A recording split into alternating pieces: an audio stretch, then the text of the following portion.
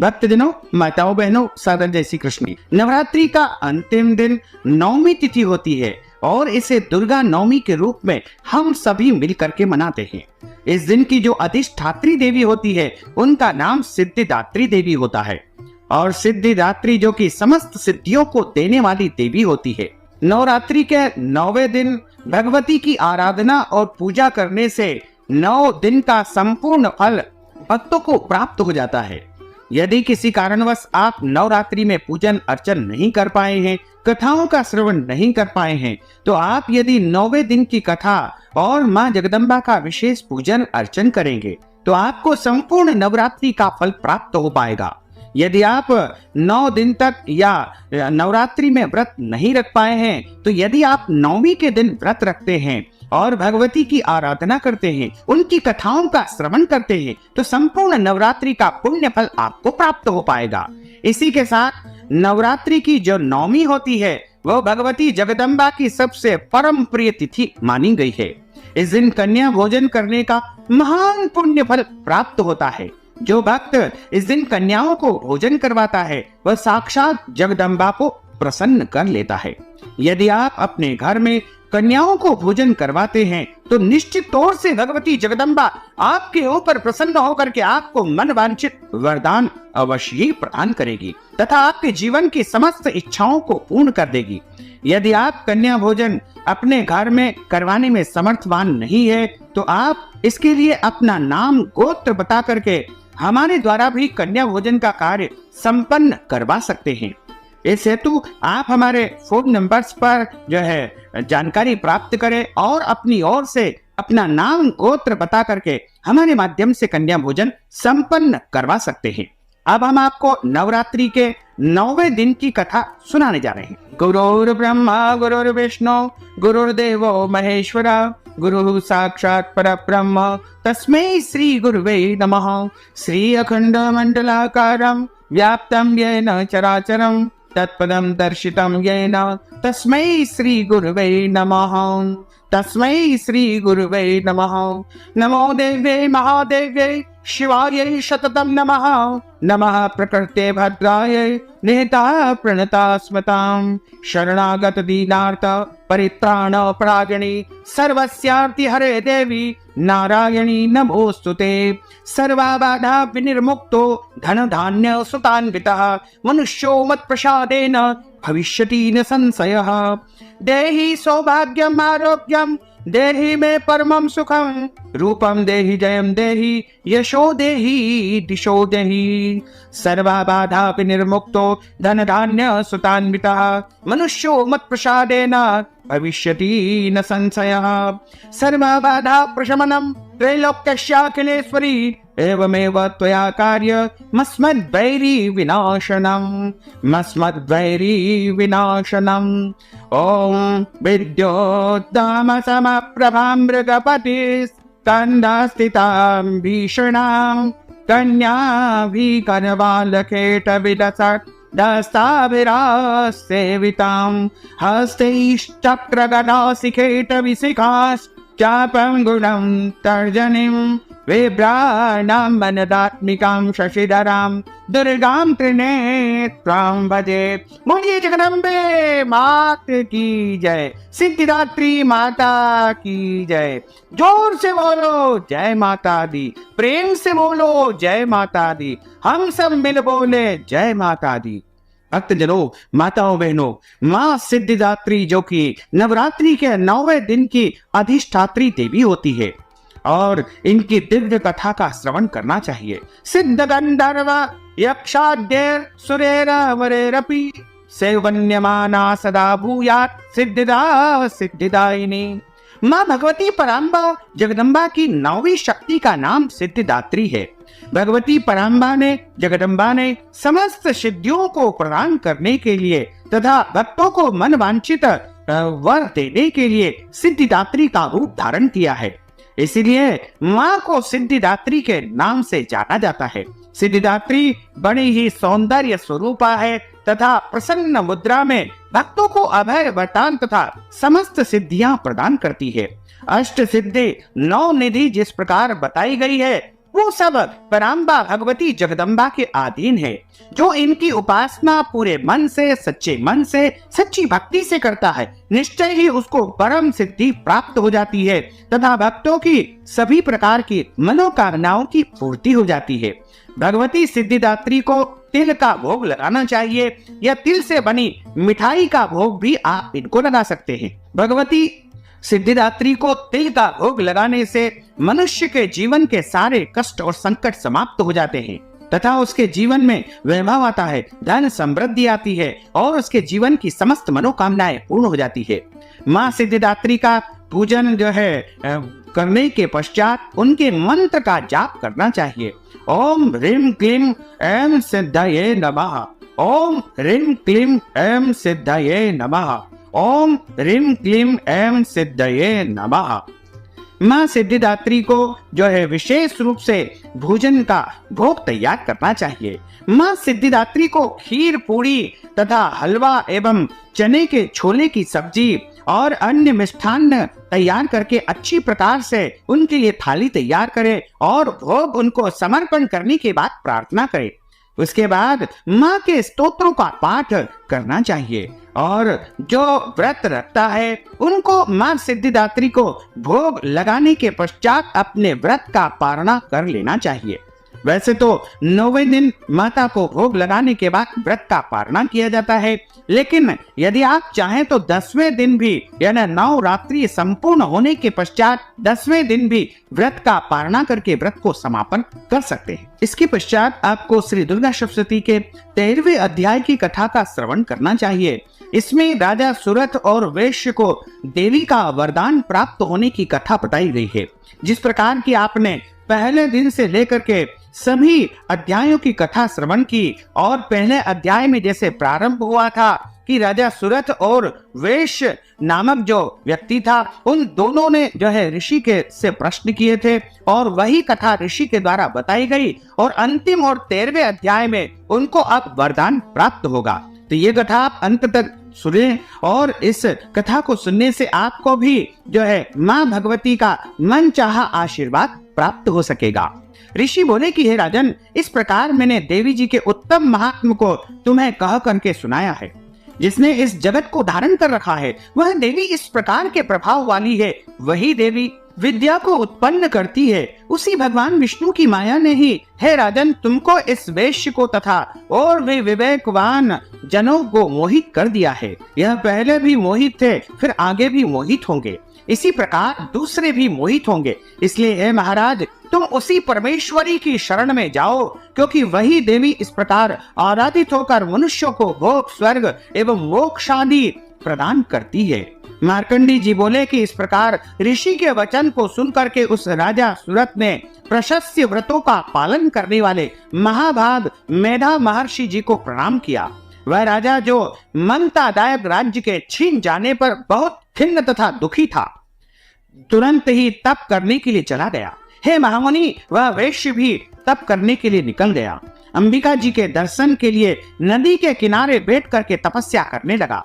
वह वैश्य देवी जी के परम उत्तम सूक्त का जाप करने लगा।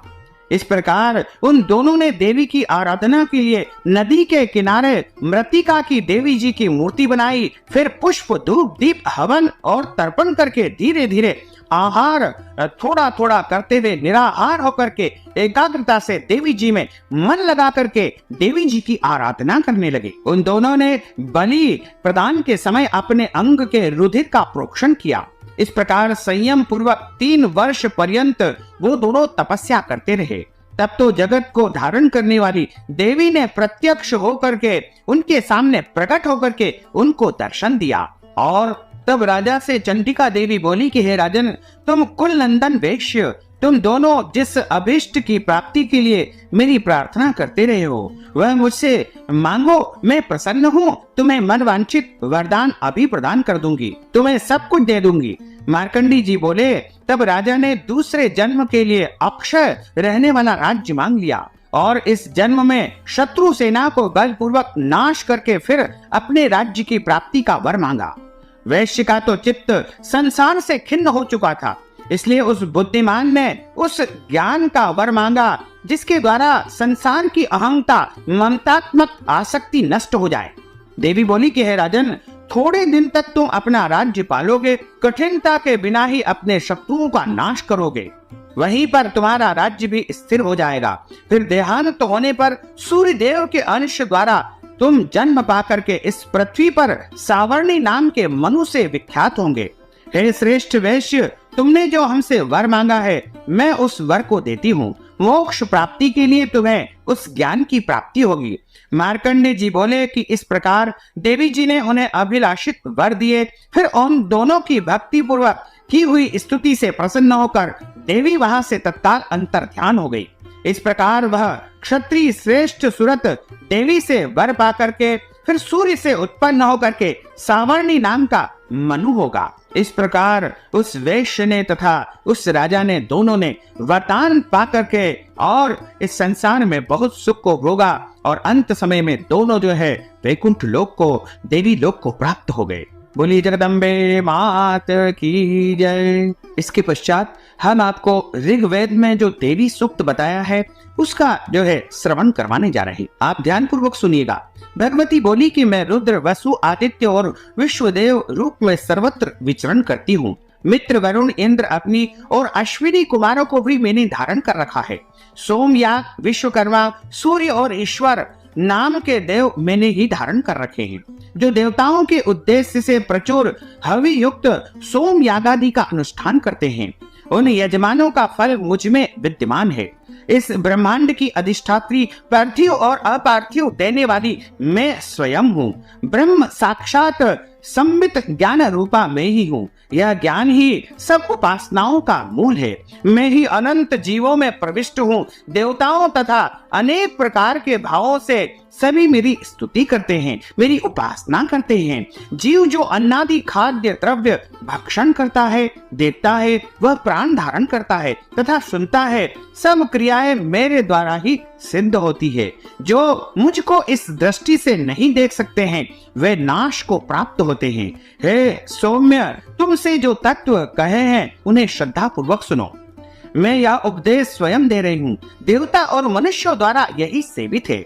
मैं जिसे चाहती हूँ उसे उच्च पद प्रदान करती हूँ, ब्रह्म बनाती हूँ तथा ऋषि और सर्व ज्ञान संपन्न सुमेधा बनाती हूँ। रुद्र के लिए धनुष खींचती हूँ। इस प्रकार मैं सर्वत्र व्याप्त हूँ। मेरी आत्मा ने जगत पिता को उत्पन्न किया है। इसके ऊपरी भाग में आनंदमय कोश के अंदर विज्ञानमय कोश में मेरा कारण अवस्थित है। मैं समस्त भ्रूणों में प्रविष्ट होकर के निवास करती हूँ। स्वर्ग लोक में मेरे शरीर से स्पृष्ट है। मैं जल वायु की भांति प्रथित होती हूँ, तभी ही यह सारी सृष्टि आरंभ होती है। इस स्वर्ग तथा मृत्यु लोक में परे भी वर्तमान में ही हूँ। यह तो मेरी महिमा है। बोलिए जगदम्बे मात की जय।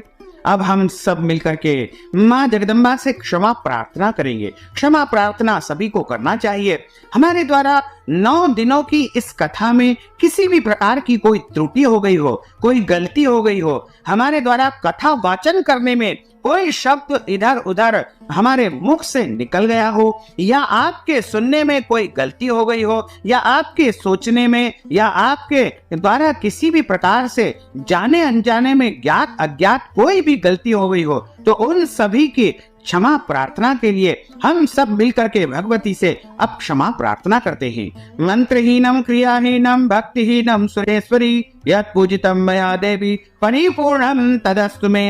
आवाहनम न जानामि विसर्जनम पूजांचैव न जानामि क्षम्यतां परमेश्वरी क्षम्यतां परमेश्वरी क्षम्यतां परमेश्वरी। माता, मैं मंत्र यंत्र स्तुति आवाहन ध्यान स्तुति कथा मुद्रा करना कुछ भी नहीं जानता हूँ।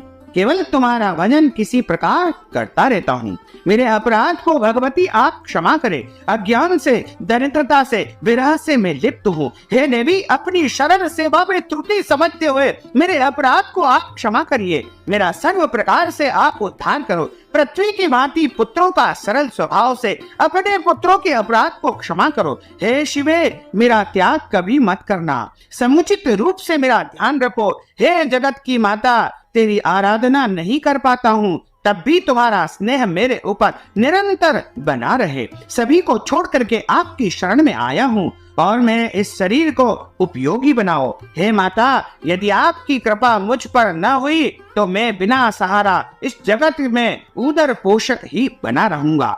स्वपाकी, जलपाकी और मधुपाकी होकर भी निराश्रित रहूंगा। हे भगवती, हे परम्बा, हे जगदम्बा, आपकी कृपा दृष्टि मेरे ऊपर तथा मेरे समस्त भक्तों के ऊपर सदैव बनी रहे और सारा जगत सुखी रहे, सारे जगत का कल्याण हो, बस यही मैं आपसे प्रार्थना करता हूँ। चिरकाल तक कोटि स्वर्ण मुद्रा की इच्छा रखता हुआ तुम्हारा चिंतन करूंगा। हे भगवती, हे जननी, जपनीय जप विधियों का कैसे ज्ञान करूं। चिता की भस्म लेकर के, हलाहल विष का पान करके, दिशा का वस्त्र धारण करके, जटाधारी बन करके, कंठ में सर्पों को लपेटे, पशुपति शंकर के पति वाली कपाल हाथ में लिए, भूतेशों की पालन करने वाली, जगदीश की पदवी देने वाली, हे भवानी, तुम्हारी शरण में फल मिलेगा। न मोक्ष की आकांक्षा है, न संपूर्ण वैभव की इच्छा है, न मुझे ज्ञान की अपेक्षा है, और मैं सदैव आपकी आराधना में लगा रहूं। आपकी कृपा दृष्टि मेरे ऊपर सदैव बनी रहे। और हे भगवती, हे जगदम्बा, हे पराम्बा, हे जगत जननी, मैं तुमसे मांगता हूँ, जन्म लेकर मैं तुम्हारी सेवा में सदैव निरंतर लगा रहूं। हे मृडानी, हे रुद्राणी, हे शिवे, हे शिव भवानी का जप मैं करूं। हे श्यामे, तुम यदि किंचित मात्र भी मुझ अनाथ पर कृपा कर दो तो मेरा कल्याण हो जाए, मैं तुम्हारा सदैव भजन करता रहूं। हे दुर्गे, दया देने वाली, मैं भूख प्यास के वशीभूत होकर भी तुम्हारा सदैव स्मरण करता रहूं। हे जगदम्बे, इसमें विचित्र बात क्या हो सकती है कि तुम अपनी कृपा से मुझ परिपूर्ण कर दो और अपराधी जानते हुए भी, हे माता, मेरे जैसे उपेक्षित पुत्र को भूल मत जाना। मेरे समान पापी इस संसार में कोई और नहीं है। तुम्हारे समान पापों को हरने वाली देवी कोई और नहीं है। ऐसा जान करके हे महादेवी, जैसा आपको उचित लगे वैसा करना, क्योंकि माता कभी भी कुमाता नहीं हो सकती है, पुत्र जरूर कुपुत्र हो सकता है। इसलिए हे भगवती, हे जगदम्बा, आप सदैव मेरी माता के रूप में बन करके मेरी सदैव रक्षा करती रहे, यही प्रार्थना आपसे करता हूँ। बारंबार नमन करता हूँ, बारंबार आपको प्रणाम करता हूँ, बारंबार आपके चरणों की वंदना करता हूँ। बोलिए जगदम्बे मात की जय। भक्तजनों, माताओं बहनों, आपने जो दिव्य कथा का श्रवण किया है और कथा सुनने का संपूर्ण पुण्य फल यदि आप प्राप्त करना चाहते हैं, इसके निमित्त आप दान राशि, धन राशि प्रदान करना चाहते हैं, या कन्या भोजन के निमित्त या नवरात्रि के पुण्य फल को प्राप्त करने के निमित्त धन राशि यदि आप दान करना चाहते हैं, तो आप अपनी श्रद्धा के अनुसार, अपनी हैसियत के अनुसार, अपने मन के अनुसार, अपनी भावना के अनुसार कुछ न कुछ धन राशि अवश्य ही हमें आप प्रदान कर सकते हैं। इसके लिए आप हमारे पेटीएम नंबर पर, गूगल पे पे, फोन पे या अकाउंट नंबर के माध्यम से धन राशि हमें पहुंचा करके नवरात्रि का संपूर्ण पुण्य फल आप प्राप्त कर सकते हैं। साथ ही इस ज्ञानवर्धक वीडियो को अधिक से अधिक लोगों को शेयर करिएगा, लाइक करिएगा, कमेंट करिएगा, और यदि अभी तक आपने सब्सक्राइब नहीं किया तो अभी और इसी समय सब्सक्राइब अवश्य कर लीजिए। आपको और आपके पूरे परिवार को सादर जय श्री कृष्ण, सादर धन्यवाद।